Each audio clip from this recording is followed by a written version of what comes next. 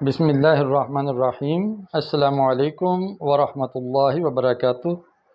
شائقین عربی کو دورہ صرف و نحو میں خوش آمدید۔ معزز ناظرین و سامعین، آج ہم تعلیلات اجوف پڑھنے لگے ہیں۔ اجوف کیا ہے؟ وہ فعل جس کا عین کلمہ حرف علت ہو اس کو اجوف کہتے ہیں۔ اس سے پہلے ہم نے پڑھا کہ فا کلمہ حرف علت ہو، واو یا یا ہو تو اس کو مثال کہتے ہیں۔ تو اس کے سارے قواعد الحمدللہ ہم جان چکے، تقریباً 7 قواعد اس میں تھے۔ 4 تو بنیادی قاعدے تھے، باقی ضمنی تھے، وہ سارے پڑھ چکے۔ اور اس فعل مثال کی جتنی بھی مثالیں قرآن مجید میں ہیں ان سب کی لسٹ بھی فراہم کی گئی، اور خاص طور پہ اس مادے سے بننے والے الفاظ وہ سارے دے دیے گئے تھے۔ آپ وہاں جا کے دیکھ سکتے ہیں پچھلے لیکچر نمبر 29 میں۔ آج ہم یہ اجوف کو پڑھیں گے، اس کے بعد ناقص کی باری آئے گی۔ تو پہلے اجوف کی تعلیلات یہ دیکھتے ہیں کہ کیا کیا ہوتی ہیں۔ آپ کو پتہ ہے تعلیل کہتے ہیں حرف علت کے ساتھ چھیڑ چھاڑ کرنے کو۔ حرف علت اگر مشکل پیدا کر رہا ہے تو اس کو کیسے اس کے ساتھ معاملہ کیا جائے کہ وہ مشکل دور ہو جائے اور لفظ آسان ہو جائے۔ مثال کے طور پہ ہمارے سامنے ہے لفظ قوالہ۔ یہ پوری گردان ہے قوالہ کی، ناصرہ ینصر باب سے فعل ماضی کی گردان، اسی وزن پر میں نے اوریجنل لکھ دی ہے۔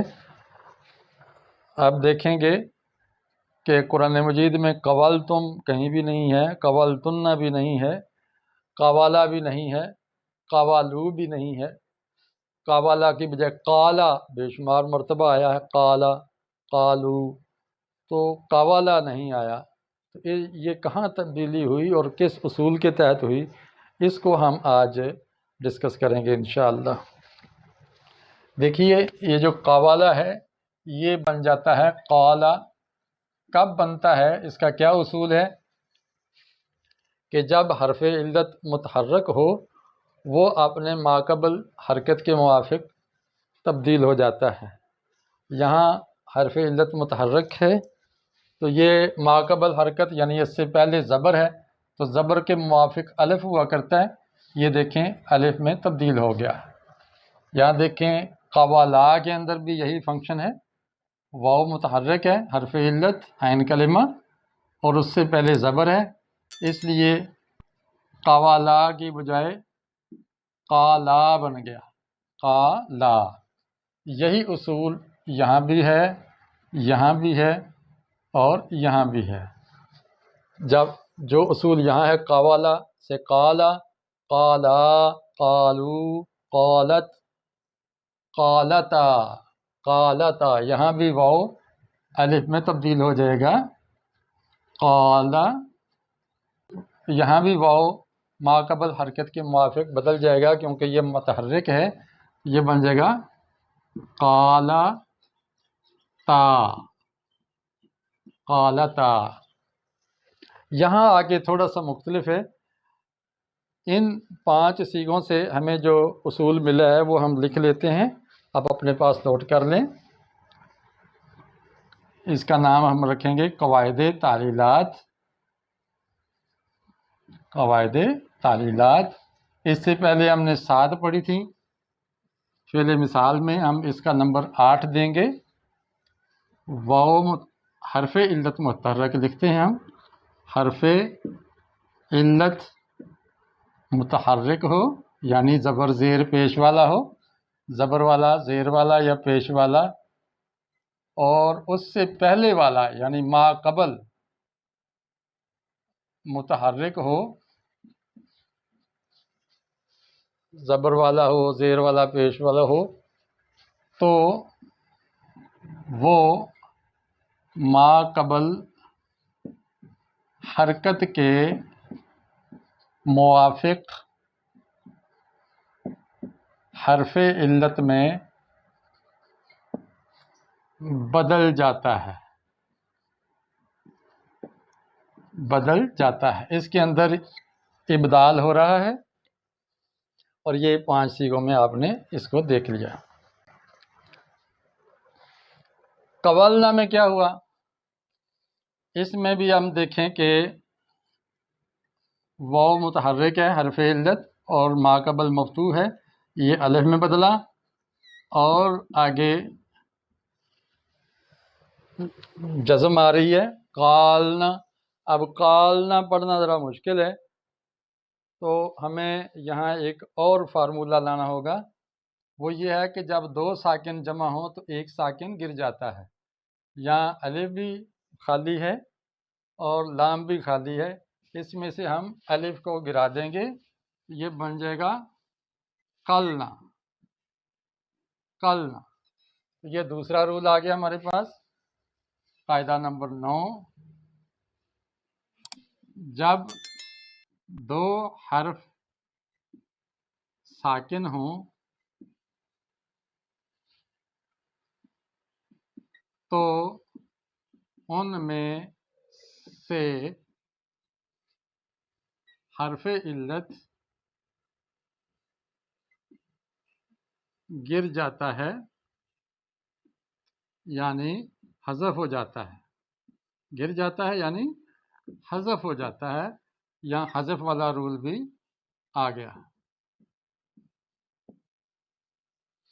حذف ہو جاتا ہے، اس لیے یہاں سے الف حذف ہو گیا۔ پھر آگے بھی ایک پروسیس ہے تھوڑا، یہاں ہم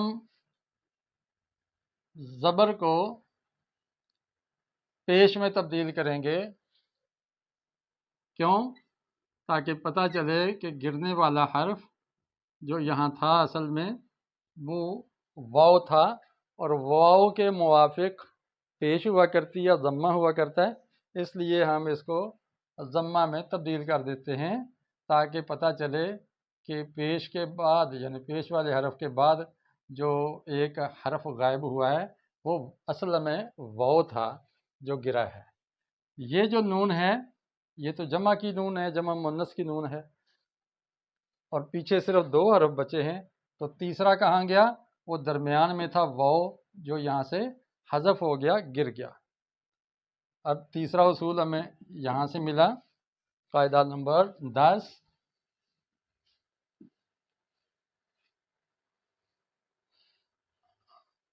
حذف ہونے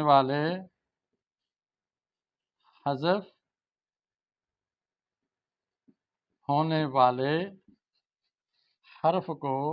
حرف کی ترجمانی کے لیے پچھلے حرف پر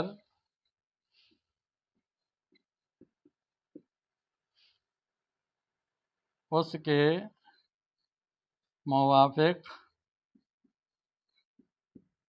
حرکت دیتے ہیں۔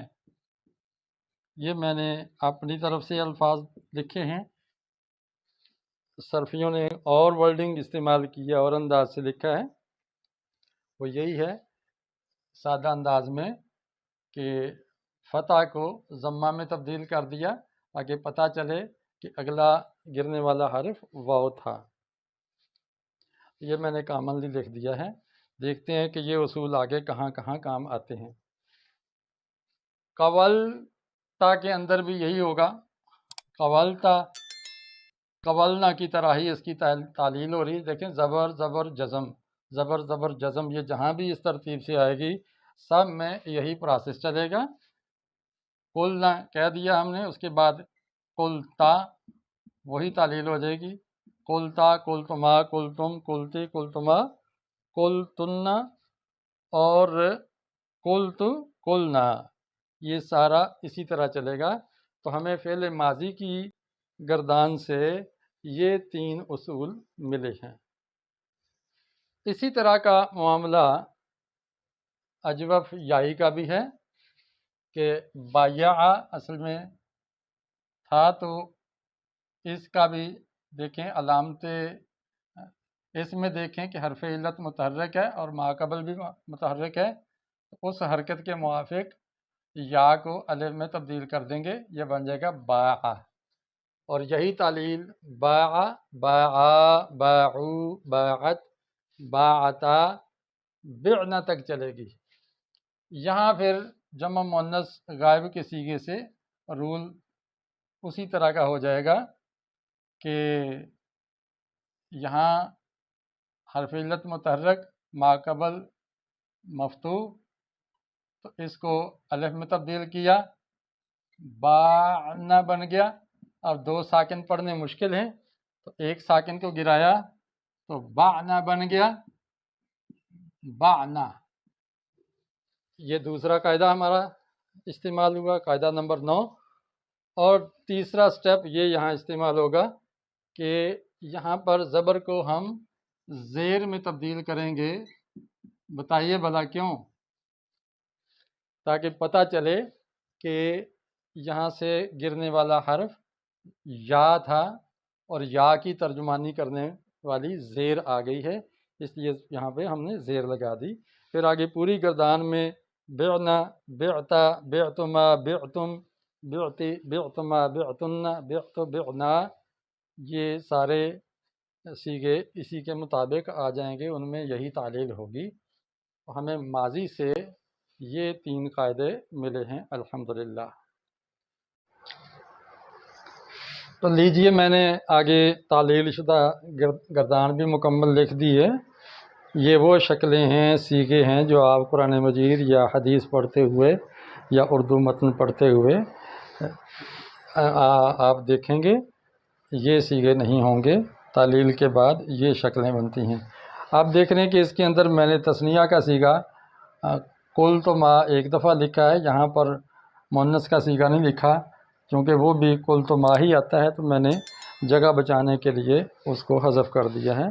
تو کل تو ما مذکر کے لیے بھی آتا ہے اور مؤنث کے لیے بھی آتا ہے۔ اسی طرح یہ ضرب یضرب باب سے باع یبیع، بایع یبیع، تو بایع ضربہ کے وزن پر تعلیل شدہ گردان با سے بھی مکمل لکھ دی ہے۔ اب میں اس کا ترجمہ آپ کو کر کے سنا دیتا ہوں تاکہ آپ کو کچھ مزید فائدہ ہو جائے۔ قال، اس ایک مرد نے کہا، قالا، ان دو نے کہا، قالو، ان سب نے کہا۔ یہاں پر مؤنث شروع ہوتا ہے، قالت، ایک مؤنث نے کہا، قالتا، ان دو نے کہا، قلنا، ان سب مؤنث نے کہا۔ پھر یہ مذکر کے 3 صیغے ہیں، قلتا، حاضر کے صیغے سیکنڈ پرسن، قلتا، تو نے کہا، قلتما، تم دو نے کہا، قلتم، تم سب نے کہا۔ قلتی، تو ایک مؤنث نے کہا، قلتن، تم سب مؤنث نے کہا، اور تم دو مؤنث نے کہا، وہ قلتما ہی اس کے لیے کفایت کر جاتا ہے۔ قلت، میں نے کہا، قلنا، ہم نے کہا، یہ متکلم کے یعنی فرسٹ پرسن کے دونوں صیغے ہیں۔ باع، اس نے بیچا، باع کا معنی بیچنا ہوتا ہے، بیع کرنا۔ اس ایک مرد نے بیچا، ان دو مردوں نے بیچا، باعو، ان سب مردوں نے بیچا۔ باعت، اس ایک مؤنث نے بیچا، باعتا، ان دو مؤنث نے بیچا، بعنا، ان سب مؤنث نے بیچا۔ بعتا، تو مرد نے بیچا، بعتما، تم دو مذکر نے بیچا، بعتم، تم سب مذکر نے بیچا۔ بعتی، تو ایک مؤنث نے بیچا، بعتن، تم سب مؤنث نے بیچا، اور بیتما ہو جائے تو تم دو مؤنث نے بیچا۔ بعت، میں نے بیچا، مذکر ہو یا مؤنث، یہ متکلم کے صیغے مذکر مؤنث دونوں میں مشترک ہیں، اور بعنا، ہم سب مؤنث نے بیچا۔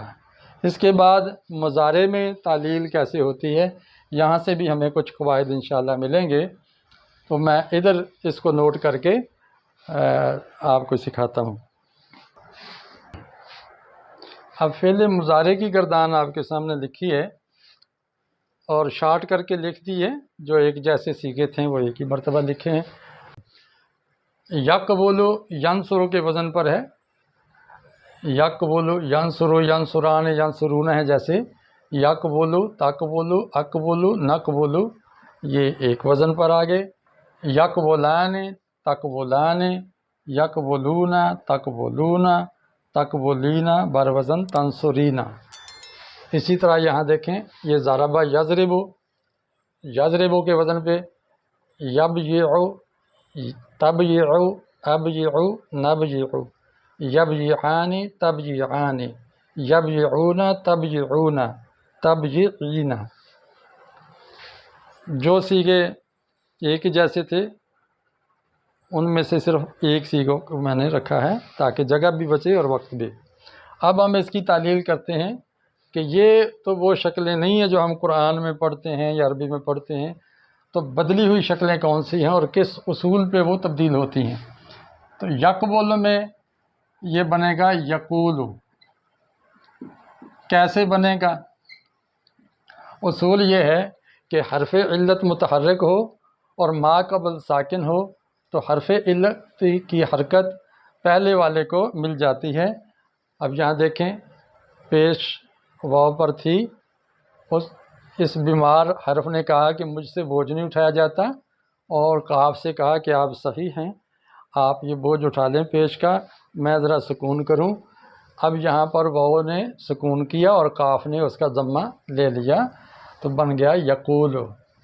تو کیا قاعدہ نکلا؟ قاعدہ نمبر 11 تعلیل کا،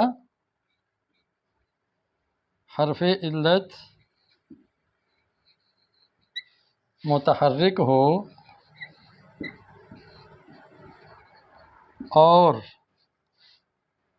ما قبل یعنی جو اس سے پہلے والا حرف ہے، قبل میں نے تھا پہلے، ساکن ہو تو حرف علت کی حرکت ما قبل کو دی جاتی ہے۔ یہ نوٹ فرما لیں، یہاں یہی ہوا، تقبلو کے اندر بھی یہی قاعدہ ہو جائے گا تو بن جائے گا تقولو، اور کوئی اس کے اندر رد و بدل کی ضرورت نہیں ہے، سہولت پیدا ہو گئی۔ اقبلو سے بن جائے گا اقولو، واو کی حرکت ما قبل ساکن کو مل گئی، اقولو میں کہتا ہوں، نقولو میں بھی وہی تعلیل ہوگی کہ حرف علت متحرک ما قبل ساکن، حرف علت کی حرکت ما قبل کو دی اور بن گیا نقولو، ہم کہتے ہیں یا ہم کہیں گے۔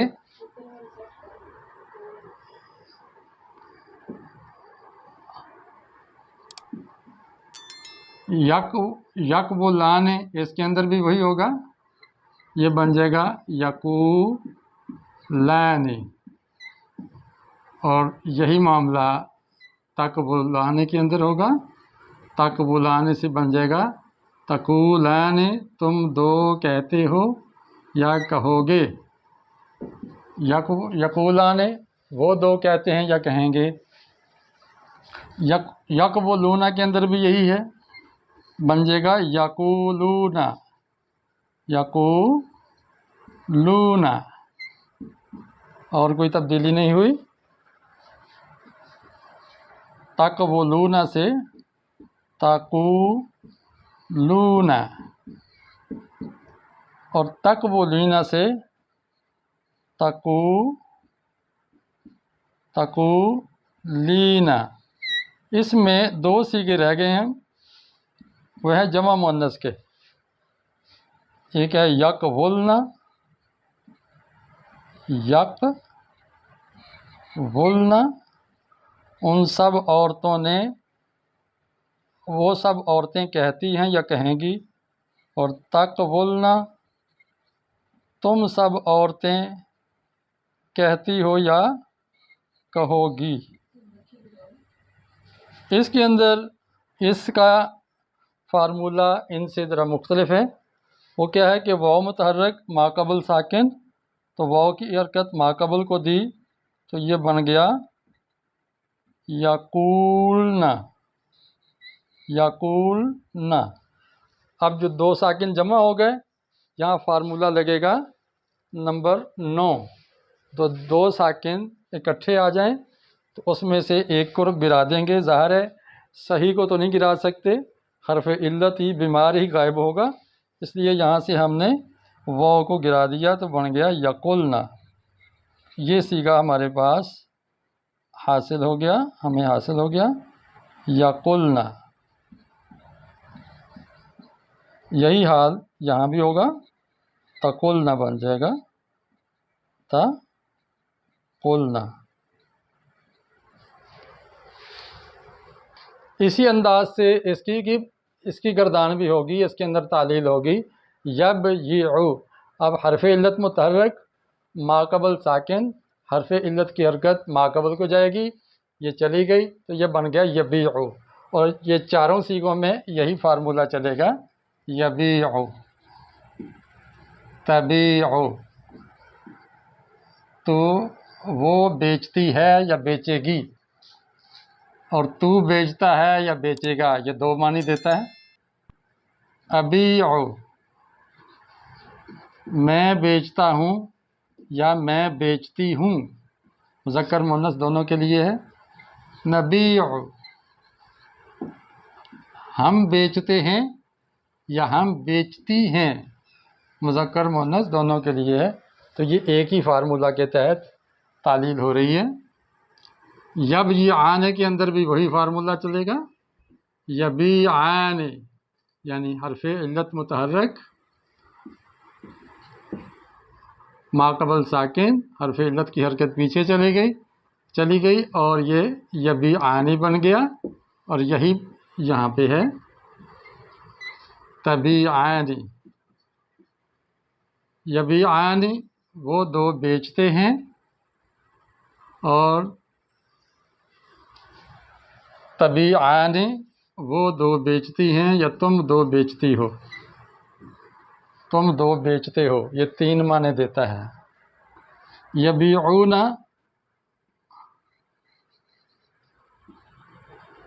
یبیعون وہ سب بیچتے ہیں. تبیعون تم سب بیچتے ہو یا بیچو گے. تبیعین اس کے اندر بھی ایک ہی فارمولہ جو اوپر لگ رہا ہے، تبیعین.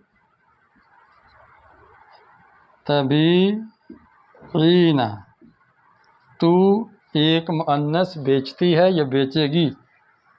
اب یہاں پہ دو فارمولے لگیں گے، ایک قاعدہ نمبر 9 لگے گا اور ایک قاعدہ نمبر 11 لگے گا.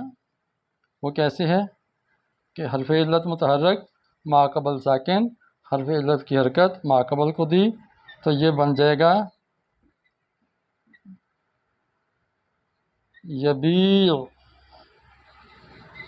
یبیعنا. اب دو ساکن جمع ہو گئے تو یہاں قاعدہ نمبر 11 استعمال کرتے ہوئے ایک ساکن کو گرا دیں گے تو بن جائے گا یبیعنا.